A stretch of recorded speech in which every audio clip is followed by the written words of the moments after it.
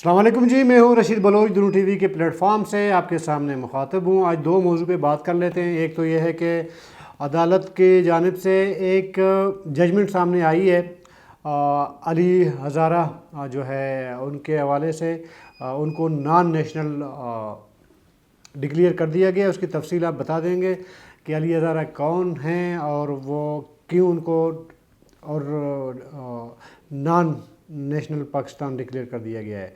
और दूसरी बात, एक और ख़बर, अहम ख़बर वो ये है कि जो आपके सैलाब ज़दगान के लिए जो डूनर कॉन्फ्रेंस हुआ था स्विट्ज़रलैंड में, उसके कुछ समरात आना शुरू हो गए हैं। उसकी तफसील आपको बता देंगे, लेकिन आगे बढ़ने से कबल आपने अपने सब्सक्राइब करना है, अपना फीडबैक देना है और घंटी का बटन भी ज़रूर दबाना है। तो जी सबसे पहले शुरू कर लेते हैं जी, ये जो आपका अहमद अली हज़ारा, अली कोज़ाद, अहमद अली कोज़ाद भी कहते हैं, मतलब ये इसका तो डिटेल बता देते हैं। अभी पहले थोड़ा पीछे चले जाते हैं। ये मेरे ख्याल में 2003 में कोई यूनियन काउंसिल के नाज़िम रहे हैं और उसके बाद 2018 के इलेक्शन के लिए इन्होंने फाइट किया था PB26 कोयटा तरीक PB26 के लिए। तो उधर इसका जो अपोनेंट था उन्होंने अदालत में एक पिटीशन दायर कर दी कि जी पाकिस्तानी नहीं है, ये बेसिकली अफ़गान मुहाजिर है। तो आज अदालत ने फ़ैसला सुना दिया और उनको गैर पाकिस्तानी करार दिया। और इसकी पूरी ख़बर जो है तफसील में आपको पढ़ के सुना देता हूँ, फिर इस पर बात कर लेते हैं। अच्छा जी, ये हुआ है कि बलूचिस्तान हाई कोर्ट जनाब जस्टिस नईम अख्तर अफ़गानी, जनाब मोहम्मद अहमद नवाज़ राना पर मुश्तमिल बेंच ने अहमद अली हज़ारा की आइनी दरख्वास्त खारिज करते हुए उन्हें गैर पाकिस्तानी करार दे दिया। अहमद अली हज़ारा गुज़िश्ता जनरल इलेक्शन में हल्का PB26 कोयटा 3 से बलूचिस्तान सूबा असम्बली के उम्मीदवार थे। ठीक है। मुर्खा 22 नवंबर 2017 को एक हुक्मनामे के ज़रिए नादरा ने दरख्वास्त गुजार उनके अहलिया की शनाख्ती कार्ड मनसूख डिजिटल रद्द कर लिए थे, जिसके खिलाफ दरख्वास्त गुजार ने अदालत RSI रुजू कर लिया था। अदालत ने मुर्खा 7 जून 2018 को एक अबूरी हुक्म के ज़रिए नादरा के मज़कूरा बाला हुक्म को अगली समात तक मुअत्तल कर दिया। इस दौरान दरख्वास्त गुजार की जानिब से जमा कराए गए कागजात नामजदगी रिटर्निंग ऑफिसर शनाख्ती कार्ड की मनसूखी के बास मुस्तरद कर दिए, जिसके खिलाफ दरख्वास्त गुजार ने इलेक्शन अपील ट्रिब्यूनल दरख्वास्त दायर की और इनकी दरख्वास्त पर उन्हें इलेक्शन लड़ने की इजाज़त दी गई। ठीक है ना। अच्छा, इसके बाद इलेक्शन कमीशन ऑफ पाकिस्तान की जानिब से 25 जुलाई 2018 को वोटों की गिनती के बाद उन्हें हल्का PB26 कोयटा 3 से रिटर्न कैंडिडेट करार दे दिया गया और एक मुख्तसर हुक्मनामा 15 नवंबर 2018 को जारी कर दिया गया, जिसमें उन्हें नॉन नेशनल होने के बिना पर मज़कूरा हल्के से नाअहल करार दिया गया। ये इलेक्शन ट्रिब्यूनल के इलेक्शन कमीशन ऑफ पाकिस्तान की जानिब से हुआ था। और उसके बाद मज़कूरा हल्के में दोबारा इलेक्शन करवाने का कहा गया। अदालत ने बाद अज़ां CP नंबर 2018-786 के तहत दायर करदा उनकी दरख्वास्त खारिज कर दी और अबूरी हुक्मनामा भी वापस ले लिया। दरख्वास्त गुजार ने नादरा के 26 नवंबर 2017 और secretary ministry of interior federation of Pakistan के हुक्म के ख़िलाफ़ इस्लामाबाद हाई कोर्ट में भी रिट दायर कर दी, जिसे 29 अक्टूबर 2018 को इस्लामाबाद हाई कोर्ट के सिंगल बेंच ने खारिज कर दिया, जिस पर दरख्वास्त गुजार ने अदालत आलिया बलूचिस्तान में ये फौरी आइनी दरख्वास्त दायर की और अदालत से रिलीफ की इल्तजा की। अदालत ने इस आइनी दरख्वास्त पर अपने फ़ैसले में कहा, इनकी दरख्वास्त के ज़िम्न में उन्हें नादरा के तमाम फोरम्स पर भरपूर और शफाफ मौक़ा फराहम किया गया उनको। लेकिन इन सब के बावजूद दरख्वास्त गुजार 1979 से कबल का कोई एक भी ऐसा दस्तावेज़, ये सुने अभी आप, इसके बावजूद दरख्वास्त गुजार 1979 यानी 1-80 से कबल का कोई एक भी ऐसा दस्तावेज़ी सबूत फराहम करने में नाकाम रहा, जिससे साबित होता है कि वो पाकिस्तानी नेशनल नहीं है। तमाम तर बेस और तमहीस और रिकॉर्ड के जायज़े के बाद अदालत इस नतीजे पर पहुंची कि दरख्वास्त गुजार गैर पाकिस्तानी है। انہوں نے نادرہ سے CNIC ایرا پیری کر کے حاصل کیا اور غلط طور پر اپنا نام حیدر علی مرحوم کے بیٹے اور عبدالحمید کے بھائی کی حیثیت سے ان کی فیملی ٹری میں شامل کر دیا گیا. سمجھ گئے؟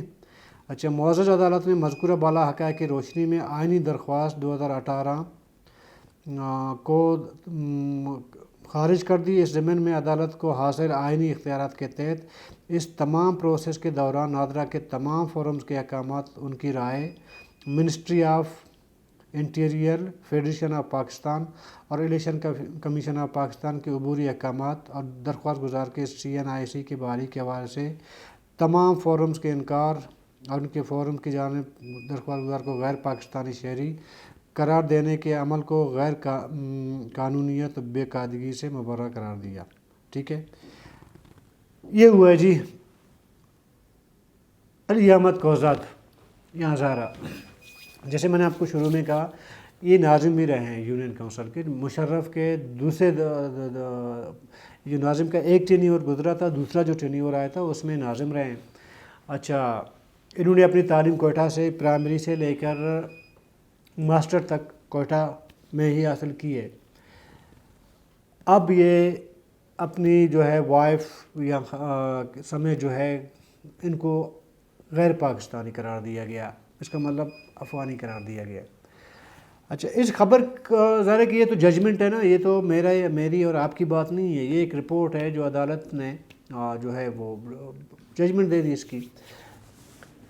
جب یہ معاملہ ہوا تھا 2018 کو، اس کے بعد پھر ظاہر ہے کہ نال قرار دیے گئے اور یہ الیکشن نہیں لڑ سکے، تو علی ہزارہ کی جگہ اسی حلقے PB 26 کوئٹہ 3 سے اپنا قادر نائل صاحب، وہ ہمارے جرنلسٹ ہیں، وہ پھر SDP یعنی ہزارہ ڈیموکریٹ پارٹی کے کینڈیڈیٹ بنے اور ون کیے، MP رہے 5 سال وہ. ٹھیک ہے، جب یہ الیکشن ہوئے، ہزارہ ڈیموکریٹک پارٹی جام حکومت کی کولیشن کا حصہ بنی، تو خالق ہزارہ صاحب نے چند دوستوں کے لیے عشائیہ دیا. اچھا، اس میں صرف میں نہیں تھا، اس میں ہمارے سینئر بلوچستان کے جرنلسٹ 5-6 جرنلسٹ وہ موجود تھے. کراچی سے آئے ہوئے موسٹ سینئر جرنلسٹ ہیں، BBC کے لیے لکھتے ہیں، نجی TV میں جو ہے وہ پروگرام کرتے ہیں، وسعت اللہ خان صاحب. بیسکلی اعزاز وسعت اللہ خان صاحب کے اعزاز میں ایک دعوت کی گئی تھی. تو رات کو بیٹھے کانے پہ گپ شپ لگی، تو خالق ہزارہ صاحب نے اس معاملے کو بالکل ڈینائی کر دیا. انہوں نے کہا جی علی ہزارہ صاحب بالکل یہ پاکستانی شہری ہیں اور وہ خاندانی طور پر پاکستان کے رہائشی ہیں اور اس کے شہری ہیں. تو بہرحال ٹھیک ہے جی، ذرا کہ SDP والے دوستوں سے رابطہ ہے.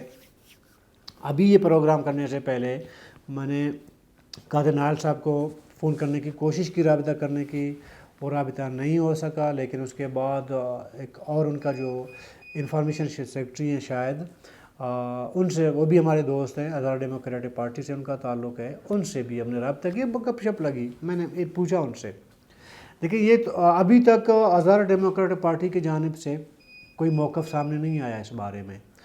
لیکن جو ججمنٹ آئی ہے نا، دیکھیں ہم ایز اے بلوچستانی، میں تو یہ سمجھتا ہوں کہ یہ جو شدت پسند ملا جو ہیں نا، کوئی بھی ہو، سنیوں کا ہو شیعوں کا، ان سے ہمیں یہ جو سیکولر ٹائپ کے لوگ ہیں نا، لبرل ٹائپ کے لوگ ہیں، وہ ہمیں زیادہ، ہم ان کو زیادہ ذاتی طور پر میں ان کو زیادہ پسند کرتا ہوں، کیونکہ ان کے درمیان بات چیت کرنے کی ایک لچک ہوتی ہے اور وہ شدت پسندی کو پسند نہیں کرتے. تو ہزارہ ڈیموکریٹ پارٹی کو میں بطور ایک جرنلسٹ یا بطور ایک بلوچ صحافی لائک اس لیے کرتا ہوں کہ یہ لوگ شدت پسند نہیں ہیں، سیکولر ٹائپ کے لوگ ہیں، گپ شپ لگتی ہے، مطلب رجت پسندی کے خلاف ہیں. پھر اچھی بات اس لیے میں اس کو کہتا ہوں کہ یہ جو رجت پسندی ہے، ان کو پھر اس طرح کے فورسز جب آتے ہیں، آپ نے ان کو سپورٹ، کوئی بھی ہو، سنی شیعہ، میں اس کے بازار کہ سنی شیعہ تو ہمارا ٹاپک ہی نہیں، تو ان کو سپورٹ کرنا چاہیے تاکہ وہ جو رجت پسندی ہے اس کی جو ہے تھوڑی سی نفی کی جا سکے. تو اس لیے ہزارہ ڈیموکریٹک پارٹی سے ہمارا رابطہ بھی رہتا ہے، گپ شپ بھی لگتی ہے، آنا جانا مزی مذاق ہوتا ہے، ابھی بھی ہے ہزارہ ڈیموکریٹک پارٹی والوں سے۔ میرا ایک دوست ہے سما ٹی وی میں بیورو چیف ہیں جلال نورزئی، وہ کیونکہ ان کا ایک حصہ پشتون آباد میں لگتا ہے، ایک ووٹ انہوں نے بھی ان کو دیا ہے۔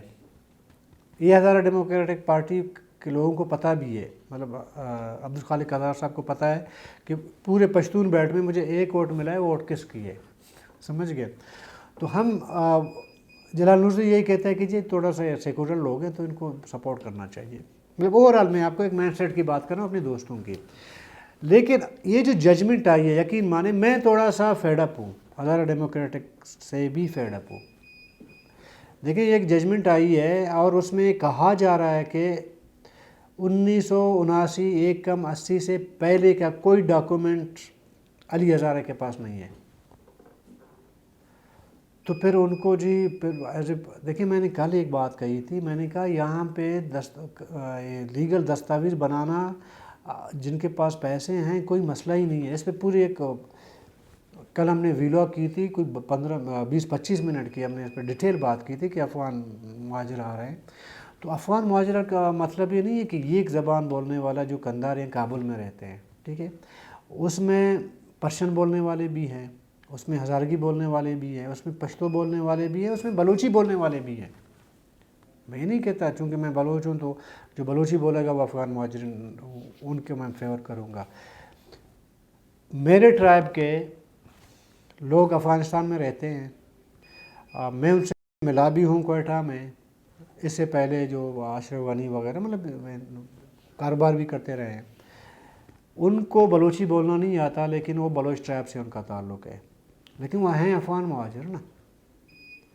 ابھی اس کو ڈیفینڈ نہیں کرنا چاہیے کہ مجھے ایز اے بلوچ یہ ڈیفینڈ نہیں کرنا چاہیے کہ وہ میرے ٹرائب کا بھی ہے، بلوچ بھی ہے، چونکہ افغان مہاجر ہے، لیکن میں نے اس کو ڈیفینڈ کرنا ہے، میں کہوں گا جی یہ نہیں ہے۔ یہی توقع ہم ہزارہ ڈیموکریٹک پارٹی کے دوستوں سے بھی رکھیں گے کہ اگر ایک بندہ افغان مہاجر ہے اور وہ ابھی تو ججمنٹ بھی آ گئی ہے تو پھر اس پہ اصرار نہیں کرنا چاہیے، کیونکہ ان کا موقف نہیں آیا میرے سامنے، تو ممکن ہے کہ وہ اس معاملے پہ سپریم کورٹ بھی جائیں گے، ڈیفینیٹلی جائیں گے، کیونکہ علی ہزارہ صاحب نے بہت بڑا اپنا کاروبار کوئٹہ میں اسٹارٹ کی ہوئی ہے، سمجھ گئے، ان کے پیٹرول پمپس ہیں، پراپرٹیز ہیں وغیرہ ہیں، اور پارٹی کا جو ہے انفارمیشن سیکرٹری رہا ہے میرے خیال میں پہلے، یا ابھی بھی ہے، بڑے عہدے پہ ہے ہزارہ ڈیموکریٹک پارٹی کے۔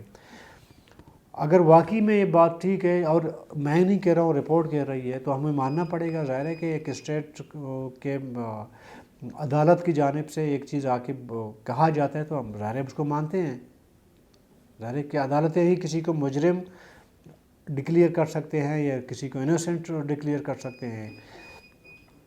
تو اس ججمنٹ کے بعد فی الحال تو میں اس بات پہ بالکل متفق ہوں کہ علی ہزارہ صاحب افغان مہاجر ہیں، تو وہ رائٹ ہے اس کا ہزارہ ڈیموکریٹک پارٹی کا، وہ جائیں، اگر واقعی نہیں ہے جائیں سپریم کورٹ میں کیس جیت جائیں، پھر ہم علی ہزارہ کے حق میں ڈیبیٹ کر سکتے ہیں، بات کر سکتے ہیں، سمجھ گئے۔ تو جس طرح میں نے کہا کہ جب میں کسی کو اگر افغان مہاجر ہے، بھلے میرا زبان بھی بولتا ہے، میرے ٹرائب سے ہے، میں اس کو افغان مہاجر ہی سمجھتا ہوں، تو یہ امید بھی ہم رکھتے ہیں کہ ہزارہ ڈیموکریٹک پارٹی کے دوست، اس کی لیڈرشپ، اگر کوئی افغان مہاجر ہے تو اس کو امپوز نہیں کرنا چاہیے بلوچستان کے عوام پر۔ لیڈرشپ کیوں بات کر رہا ہوں، اگر ابھی تک تو مجھے ایسا لگتا ہے کہ انہوں نے امپوز کیا ہے ایک بندے کو، عوامی نمائندگی دی ہے۔ ایک اور میں آپ کو ایک مثال دوں، کیونکہ یہ ابھی انہوں نے ججمنٹ میں کہا گیا ہے کہ 1979 سے پہلے کا کوئی دستاویز نہیں ہے۔ اگر کوئی بندہ صدیوں سے رہ رہا ہے یا کم سے کم گزشتہ 100 سال سے بھی رہ رہا ہو، 70 سال سے 100 سال، یہاں پہ لوگوں کے پاس تو 200-300 سال کے بھی آپ اٹھا کے دیکھیں نا، ان کی پراپرٹی ان کے نام پہ وغیرہ وہ چلتے ہیں نا، جو یہاں کے مقامی باشندے ہیں، خواہ بلوچ ہیں، پشتون ہیں، ان کو ڈاکومنٹ دینا کوئی ایشو نہیں ہے کسی کا، اپنے بارے میں خود کو پروف کرنا، جی میں پاکستانی ہوں، یہ میرے ڈاکومنٹس ہیں، میرے خیال میں پاکستان میں جہاں کوئی بھی رہتا ہے نا اس کے لیے یہ کوئی ایشو نہیں ہے کہ کل کوئی اگر مجھے چیلنج کرے گا میرا شناختی کارڈ اور میں پروف نہیں کر پاؤں گا جی میں آج سے 30 سال پہلے 40 سال پہلے تک میرا کوئی پیچھے جو ہے ریکارڈ نہیں ہے. سمجھ گئے آپ؟ تو یہ جب نہیں دے سکے تو اس کا مطلب وہ پاکستانی نہیں ہے. تو یہ ظلم ہے بلوچستان والوں پر، مجھ پر ظلم ہے. عبدالخالق ہزارہ اس کی پارٹی پر بھی ظلم ہے اگر ایک افغان مہاجر آتا ہے. حالانکہ دیکھیں میں ایک چیز فرینکلی آپ کو بتاؤں، میں بہت سی چیزیں کبھی میں ایسے بتا دیتا ہوں نا تو لوگ ناراض ہو جاتے ہیں. بہت سے دوست ویسی بات جب ہوتی ہے نا سرکل میں کہیں پہ آپ بیٹھے ہیں چائے پی رہے ہیں گپ شپ لگ رہی ہے آپس میں ایک ہوتی ہے، تو اس میں بہت سے لوگ یہ بھی کہتے رہے ہیں کہ جی ہزارہ ڈیموکریٹک پارٹی نے بہت سارے افغان مہاجرین کو اللیگل ڈاکومنٹ جو ہے وہ پرووائڈ کرنے کی جو ہے انہوں نے رول ادا کیا ہے.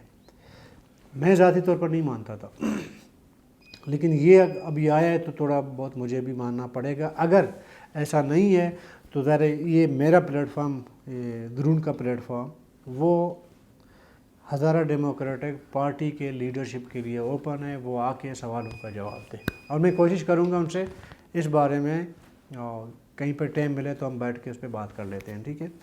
اچھا دوسرے سیگمنٹ پہ آتے ہیں جی. خوشخبری ہے، آپ کو یاد ہوگا کہ گزشتہ سال بلوچستان میں ایک بہت بڑا سیلاب آیا تھا. نصیر آباد اور لسبیلا خصوصی طور پر جو ہے متاثر ہوئے تھے. اس کے بعد وزیر خارجہ تھے اس ٹائم بلاول زرداری صاحب، تو انہوں نے شاید سوئٹزرلینڈ میں ایک ڈونیشن کانفرنس کی تھی. اس میں عرب کنٹریز بھی تھے، اس میں یورپین لوگ بھی تھے. تو وہاں پہ انہوں نے ظاہر ہے کہ امداد جو متاثر ہوئے تھے ان کی بحالی کے لیے امداد کی اپیل کی تھی. تو اس سے میرے خیال میں کوئی 7-8 ارب ڈالر کا مختلف کنٹریز نے جو ہے کنٹریبیوٹ کرنے یا ایڈ دینے کی حامی بھر لی تھی. لیکن اس ٹائم انہوں نے یہ کہا تھا کہ آئی ایم ایف جب تمام چیزوں کو دیکھے گی، گو ہیڈ دے گا تو پھر ہم لوگ پیسے دے دیں گے. تو ابھی اطلاع یہ آئی ہے کہ شاید 400 یا $4 ملین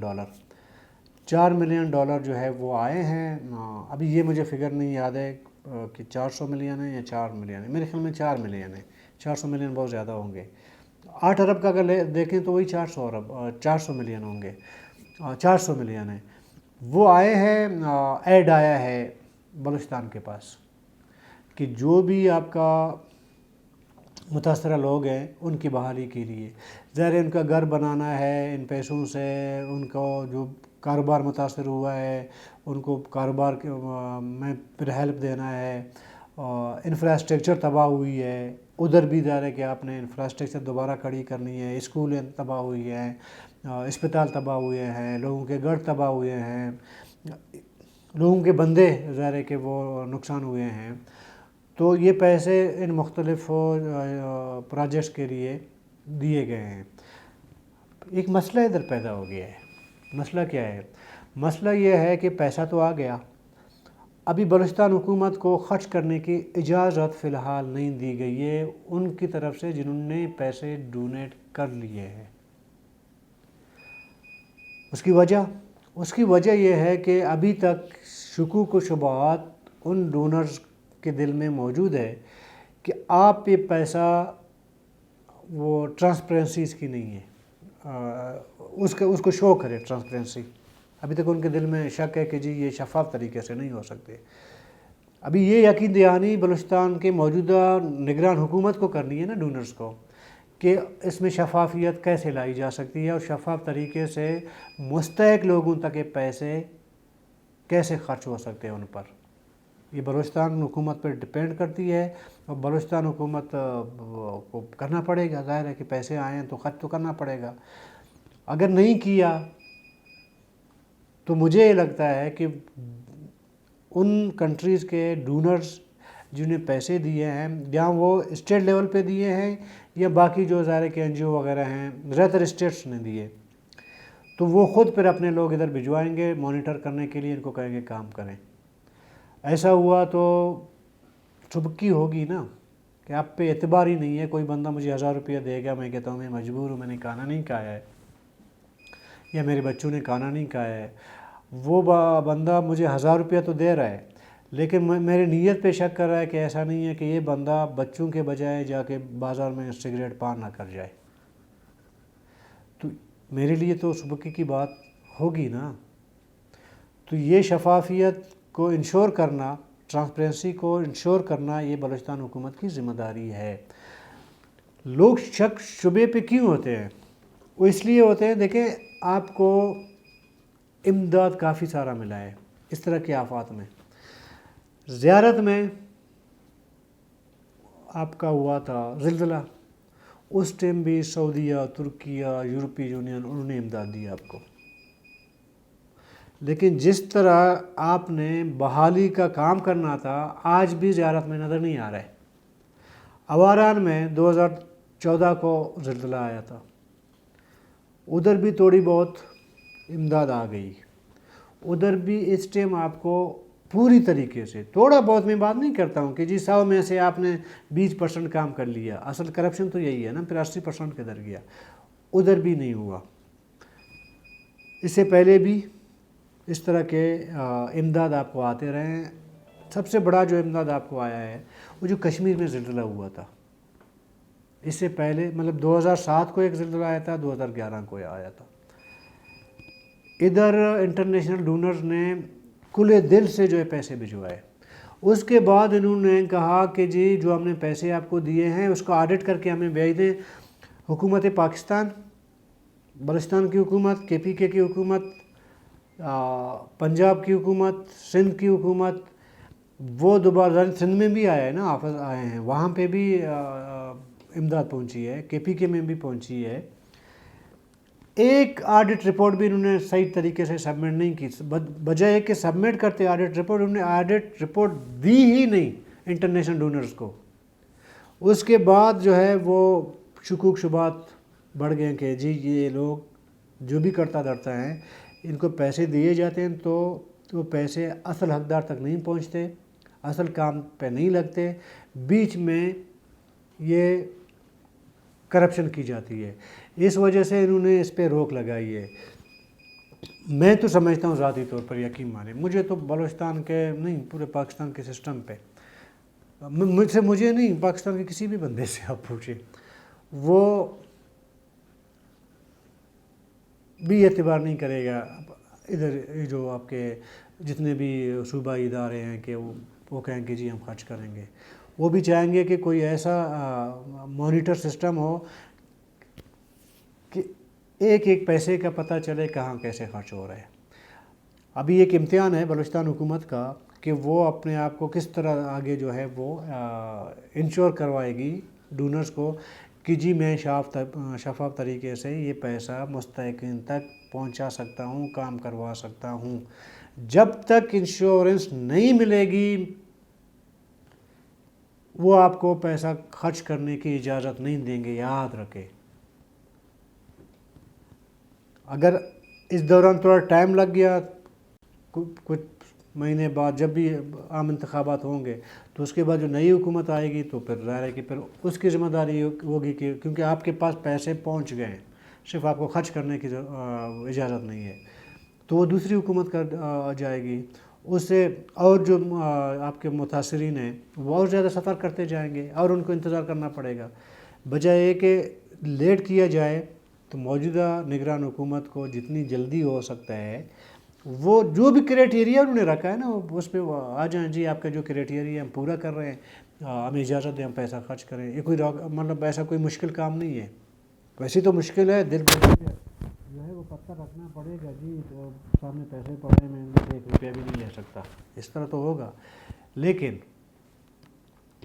آپ جب انشور کریں گے ان کے کرائٹیریا پہ تو پھر لوگوں کی بھلائی بھی ہو سکتی ہے, انفراسٹرکچر آپ کا واپس ڈیولپ ہو سکتا ہے.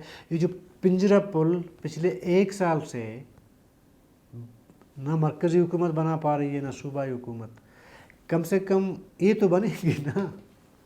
تو اس کے لیے آپ کے اگر پیٹ میں جیب میں کوئی پیسے نہیں جائیں گے تو کوئی بات نہیں ہے. وہ کام ہوگا، عوام کا کام ہے، وہ ہو جائے گا. اور آگے بھی جب خدا نخواستہ اس طرح کے آفات آئیں گے تو کم سے کم ایک مثال تو بنے کہ یار بلوچستان حکومت نے فلانا ٹائم پہ اگر کوئی آڈٹ ہوا ہے یا پیسے جہاں خرچ ہوئے ہیں وہ شفاف طریقے سے ہوئے ہیں. امتحان ہے جی بلوچستان حکومت کا، اب دیکھتے ہیں کہ اس امتحان میں کب پاس ہو جائے گا. کل تک کے لیے اجازت دیجیے، اللہ حافظ.